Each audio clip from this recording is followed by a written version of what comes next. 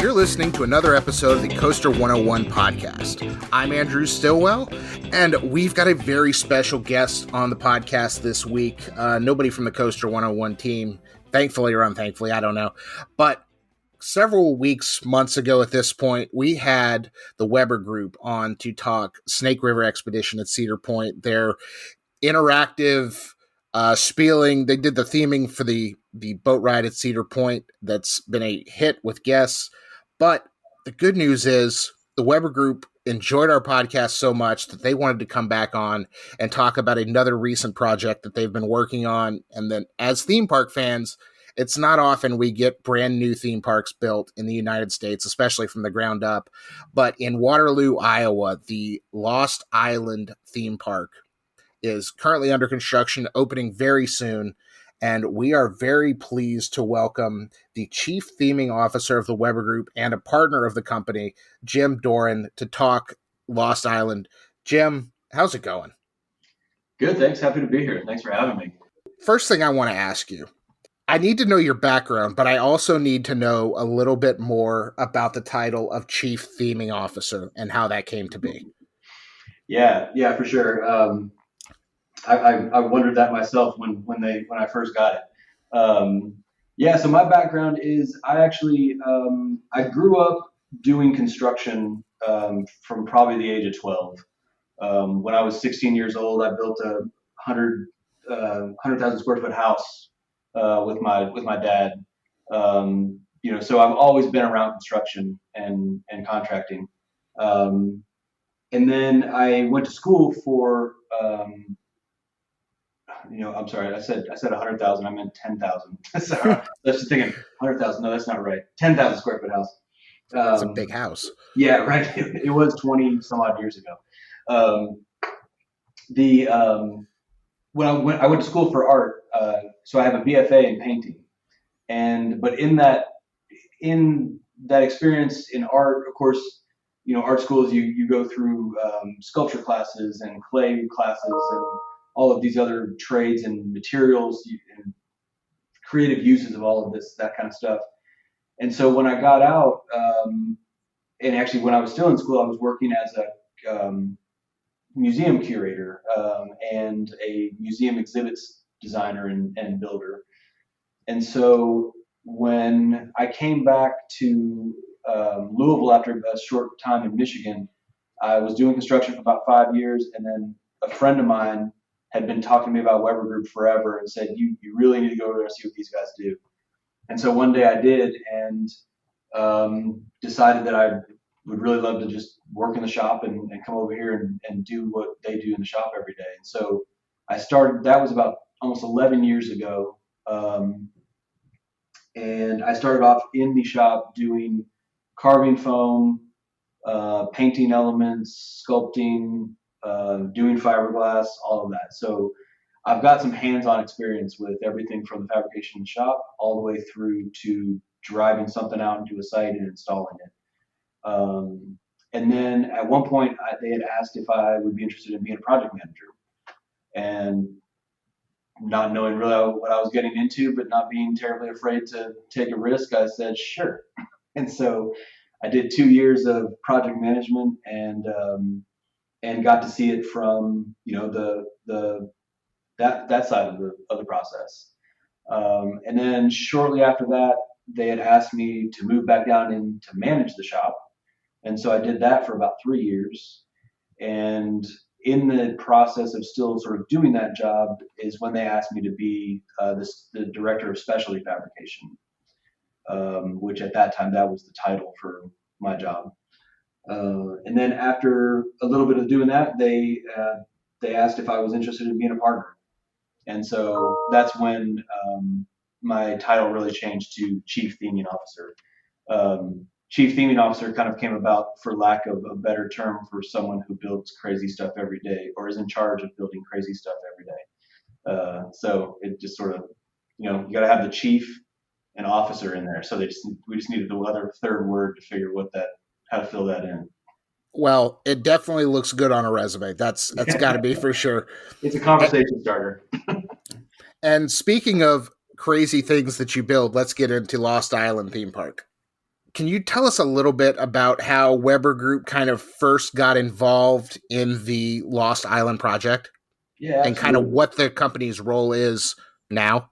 Yeah, yeah. So we got involved in this project as early as 2016-17 when we were asked by the master planner designer Bruce Robinson Designs out of Cincinnati, Ohio, to look at this project and just do some preliminary pricing.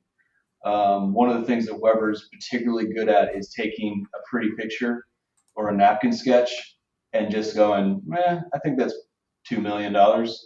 And so that's BDR, comes to us on a regular basis to help them with that and help a client with that to get an idea of just a gut check, where are we talking here? And so we did that back in, like I said, as early as 16, 17. And then a couple of years later, I think things happened and time went by, and they came back to us a couple of years later and asked us to do that exercise again with the idea that, hey, we think this is going to go forward. Can you help us with our budgets and figure out where this thing is going to land? That took roughly a year to probably go through that process of back and forth and figuring out the logistics and the details. And then in spring of 19 is when we broke ground on the project. And Weber Group's role throughout the actual build phase has been as the construction manager of the entire project. So every trade on the site has to work through Weber Group as the construction manager. And then we also have the contract for all of the theming finishes. So we're doing all of like the ride queue theming and the building theming and actually creating some of the elements at the various, what we call the central icons that are at each of the lands. Right. And you mentioned these lands, and Lost Island, I feel like it's got a very unique theme to it. It's kind of got these 5 realms that to me, reminded me a lot of like Captain Planet and the Planeteers. It's like earth, water, wind. How did, like, when this theming was coming together, and obviously you guys were working off a master plan, what was it like kind of coming up with the theming for these total, unique realms? Yes. Yeah, I mean, BDR did a great job of really kind of,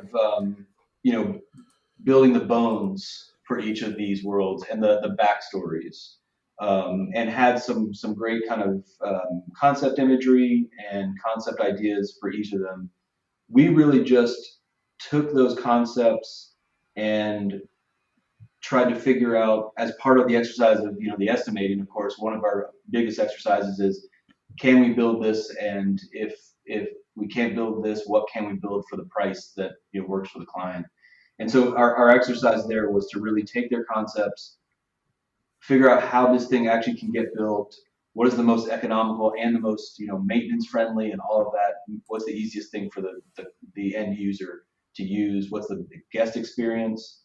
And so for example, in the Udara land, which is the air land, the central icon there are these kind of interactive bike elements where visitors can each get into this sort of stationary bike element that turns these wind cranks or these whirligigs, and it's actually connected to a central one. And the more people that are on the bikes and the faster they pedal, the faster this whirligig at the center turns. The concept that BDR came up with was very similar to what we ended up with.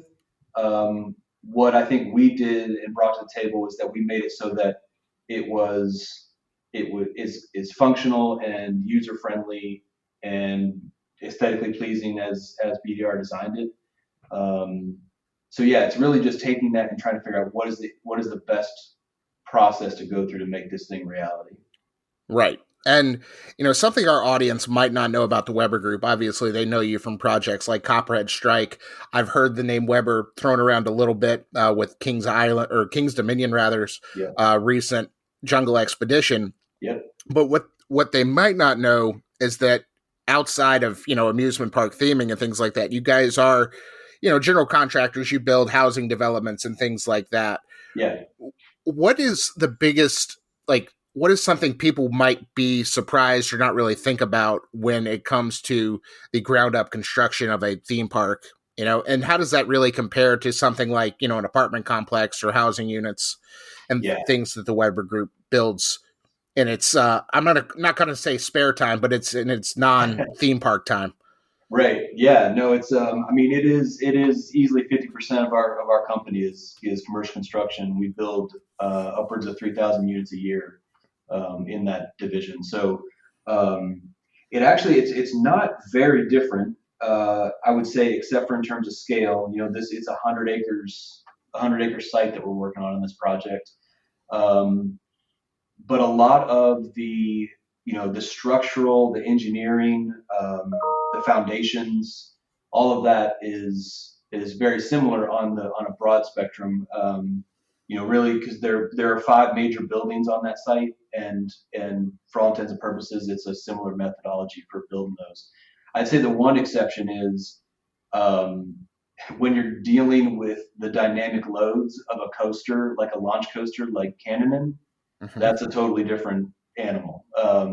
We actually, in the process of developing the design documents, the architect Black and Black came to the realization that our geotechnical report showed that the soil where Cannon was originally supposed to be and the soils where SLC was supposed to be, actually the two suited each other better in the other direction. And so they're swapping those two out. And so the decision was made to, instead of trying to engineer fill to be able to support the dynamic loads of a launch coaster where it was originally supposed to be set, we switched those two out and kind of resituated them to fit into that new orientation to avoid having to do that. And that's that's something that you don't find when you're building an apartment. Just a little bit, right? Yeah. So when those two coasters had to be swapped, obviously, Cannon is now known as a very long word that I'm not going to be able to pronounce on the first try, but Matugani. Yeah. And the SLC that you mentioned is now the Nopuko Air Coaster. Mm-hmm. When the kind of the master plan and the layout changed, was Cannon originally in the air themed realm, and then did the two realms have to switch? Did like the theming on the coaster then have to switch as well, or were you able to kind of reconfigure the areas around them and say, okay, now the air themed realm is in this new area as opposed to where it originally was? Sure. Yeah. No, I believe they were close enough in location to their originals that we didn't have to rework much of the actual lands. Okay. So that was a lucky break for sure. For sure. Absolutely. That is, nothing you guys couldn't handle having to retheme a queue or a coaster or anything like that, but it does make it a little bit easier for sure. It was early on, so luckily we didn't have any. There was really the only thing that was happening was the underground utilities at that point. So if worse came to worse and we had to do it, it wouldn't have been the end of the world. But yeah, we were lucky in that regard. Yeah. And, one of the signature attractions of the Lost Island is Volkanu Quest for the Golden Idol, which was a Sally Dark Rides announcement at last year's IAAPA. Yeah. What's it been like working with Sally, these guys, this company who is a, legendary dark ride creators, on something that is just a brand new ground up concept? It's not a Boo Blasters on Boo Hill. It's something brand new. What's it been like through that process, and how have you guys worked hand in hand with them? Yeah, no, it's been great working with Sally. Actually, they when they came on site, they gave us a great compliment and said that our project was one of the most ready projects that they've ever shown up on with their products and parts and pieces to get installed, which we were really pleased to hear. In the end, for our purpose, we're building a big pre-manufactured metal building, and basically giving them kind of a blank canvas to say, here you go, do what you need to do. But obviously there's a ton of coordination, and the Volcano, the facades. The Volcano was built by Costa, Wisconsin, and Weber Group did all of the facades on that building, which are the entry and exit to the building. There's a restroom entrance there, and then there's also the first aid is in that building. And so, yeah, I mean, the interaction with Sally has really we've had no real issues at all. It was really easy going with them, and they came in, got their rides all dialed in. I was actually on site last week, and our project manager Jerome Jacoby was telling me about how they had to create the path for the cars, and which is a line cut in the concrete that drives the direction of where the cars go, and it has to be precise. And so they used GPS locating to go from the start of the ride all the way around the entire thing to give the concrete contractors a cut line. And when they came back to the other side, they were a quarter inch off in that entire path. Wow. And when they got there, we said, good enough, that'll work. So it was pretty impressive. That is fantastic. Yeah. What are you personally looking forward to most? Once Lost Island finally opens, what are you looking forward to guests experiencing the most that Weber had a hand in? I think that going back to looking at their water park, they do a really great job of creating these environments and this space that's comfortable and interesting and colorful.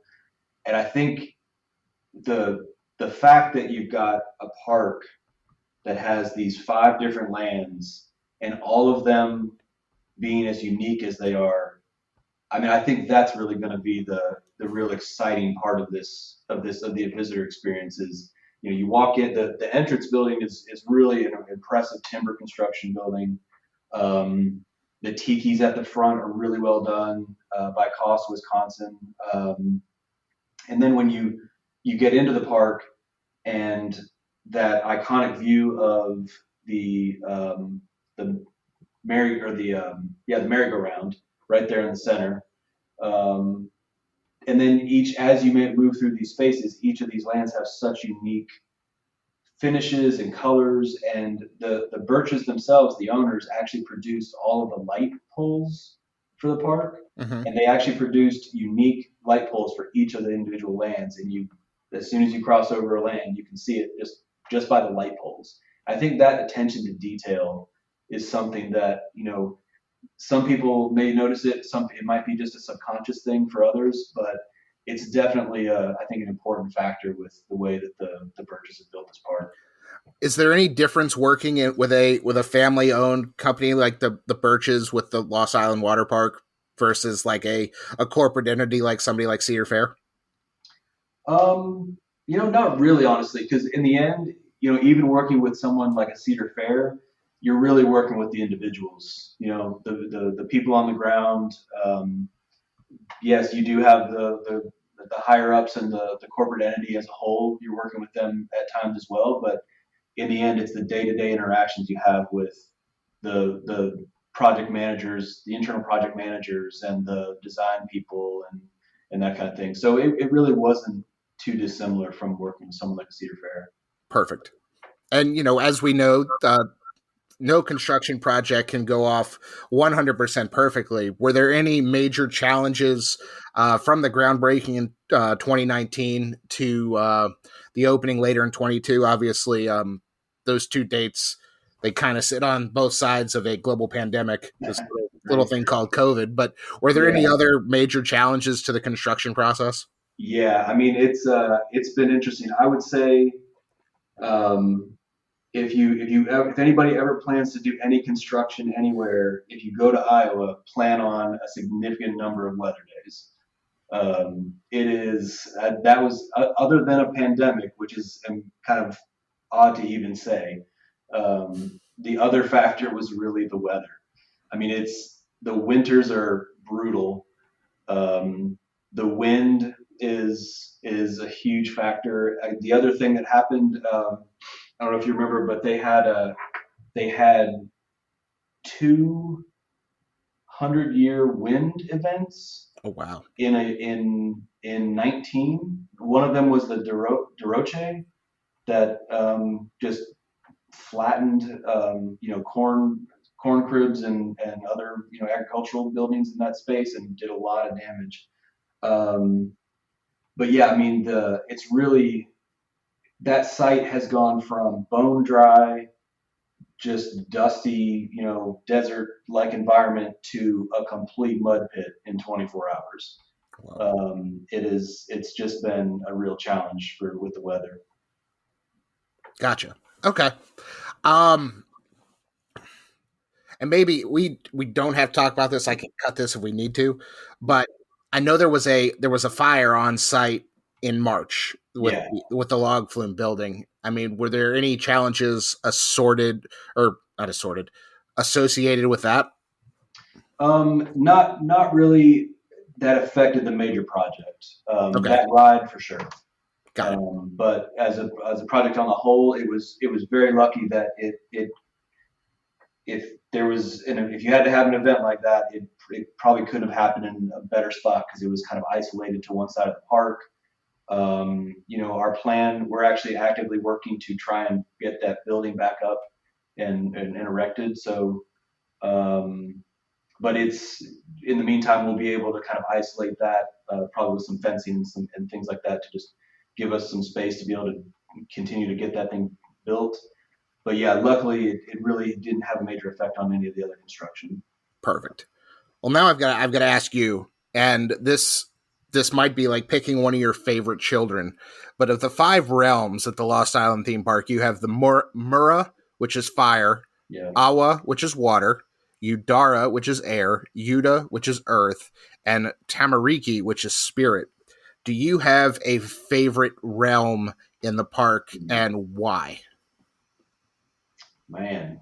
Let me think. Well, man, that's a hard one. I would say that the major element, the Mura Fire, I think has some really cool theming to it. Mm-hmm. Just all those facades that we built, that was the major for the theming contract. That was our major element, and they really do look great. They sit in front of that metal building to hide it, and make that metal building go away. And of course, they're sitting right underneath that volcano. They're a pretty cool element. I would say if I can kind of not pick two, but one other thing I would say that I really think is cool is the Udara, that central icon that I mentioned with the bike interactives. I think there's that element is just really going to be an awesome thing when it's finished. It's really beautiful, really colorful. Um, and of course the Udara land also kind of gives me a feel of was it Luke Skywalker was born on Tatooine? It's got a very sort of Tatooine sort of aesthetic to it. I like it. Yeah. That that is fantastic. I'm very excited. Again, Iowa to me doesn't really strike itself as like a huge theme park destination, but there's Sure. Adventureland, there's Arnold's Park, but with the addition of Lost Island, it's more and more coaster enthusiasts specifically are going to, I feel like, find their way out there, and it's going to be really cool to see all the hard work that's gone into this for like the last 3 years. It's just, Yeah. you know, we've seen your work in person, and everything that Weber touches, I feel like, is just, it's top notch. So Yeah. if Thank you're, you. We definitely we pride ourselves on that for sure. We want to make sure that the guests, know that the guests what we do puts the guests in another space, but without them even knowing it. right, I love it. Yeah. Well, can we talk a little bit? I know the focus of this is Lost Island, but can we talk a little bit about Jungle Expedition? Are we allowed to talk about that at this point? I think so. I don't see why not. All right. who was this, the park, or was it you guys coming up with the idea to paint the supports of Tumbili like bamboo stalks? This is the best themed 4D free spin coaster I've ever seen. Yeah. The I think it was is maybe I think that was the park. I don't know that we had anything to do with that particular element. Okay, In it. We did design work for Cedar Fair for all of the surrounding got it. elements in the queue line. But I think it was the internal design team that decided to do the bamboo on the ride itself, which I agree is really awesome. It looks great, and Yeah. that monkey Tumbili temple also, it completely reinvents that space from what it was. Obviously, there was a crypt and a temple there Yeah. before, but this new design is just completely next level. Yeah. Thank you. Yeah, that was it was a huge challenge to get that all completed in the timeline we had to do it in. But I mean, our artists just knocked it out of the park. I mean, it really did turn out fantastic, and I mean, we're really excited that we were able to turn that ride storage building and maintenance building into a jungle temple the way we did. I love it. Yeah. Well, I'm going to ask the question that I have to ask every manufacturer on a podcast, but nobody can actually give me an answer. What's next for Weber Group? What are some projects that you're working on that we can look forward to in the future, even if you can't name names or specifics? Yeah. What's We've going got on? yeah, we've got a number of projects going on. The spring Memorial Day weekend is always the date that we are sort of barreling forward, head down towards, and so I think everybody's going to appreciate maybe just a little reprieve after Memorial Day, but it's probably going to be short lived. Um, the We're going to continue to probably be in Los Angeles for a little bit, just wrapping up, punching out, and that kind of stuff. But we've got some projects as far as Miami, some work out in San Diego, out at SeaWorld that we're working on right now. Um, and then some smaller stuff kind of all throughout the Midwest, really. Um, some local ones here, which we're really excited about. We're working on a project for involving Rosie the Riveter, which I did not realize is actually from Clarksville, Indiana, right across the bridge from Louisville, where I live. Nice. So we're working on that. Yeah, work on. Been doing some work at the National Aviary up in Pittsburgh. So we'll be back up there, probably doing some work here shortly. Yeah, so we're always looking for that next big project. So we've got a couple. We've got quite a few right now going, and yeah, so we're excited about what we've got on the docket. That's awesome. And I know there's a couple of theme park people who listen to this podcast. And if you're not familiar with the work of the Weber Group, you should absolutely work with them because, again, they do absolutely top-notch work. And again, my home park is Carowinds. The theming for Copperhead Strike is something that I just appreciate, and I see something new in the queue line every time I walk through it. So Yeah, it's so good. that was a fun one for sure. I mean, it was so fun to see the parts and pieces come together in the shop. And I mean, for a little while there, our entire shop floor looked like a swap meet for rusty farm equipment. But yeah, it was great to see all those pieces and parts. And of course, being a double launch coaster, we had twice the fun of doing a couple different spaces. For sure. Yeah, and that's actually the first project we did where we actually self-performed all of the signage complete. So I love that sign. That sign is iconic. It is so good. It Yeah. is fantastic. Yeah, thanks. Anything else you want our audience to know before we wrap this podcast up? Yeah, no, I mean, I think we're excited about coming out of the pandemic for sure. I mean, I know as we all know, material costs and inflation generally is a big issue right now. But we're gonna work through it all and continue to do what we do and love doing it. So we're growing as a company and looking forward to the future. Perfect. Well, that's going to do it for this week's episode of the Coaster 101 podcast. If you're not aware, we have a website, coaster101.com. There's actually some really good features about the Weber Group. If you dig deep enough in the archives, just type Weber Group in the search bar and it'll pop up. We're also on all forms of social media. We are at Coaster101, Facebook, Twitter, Instagram, TikTok, all the main social medias. If you want to talk coasters, we're there. Come talk to us at Coaster101. Also, if you're listening, make sure you're liking, rating, reviewing, subscribing, and other verbs about podcasts that end in ing.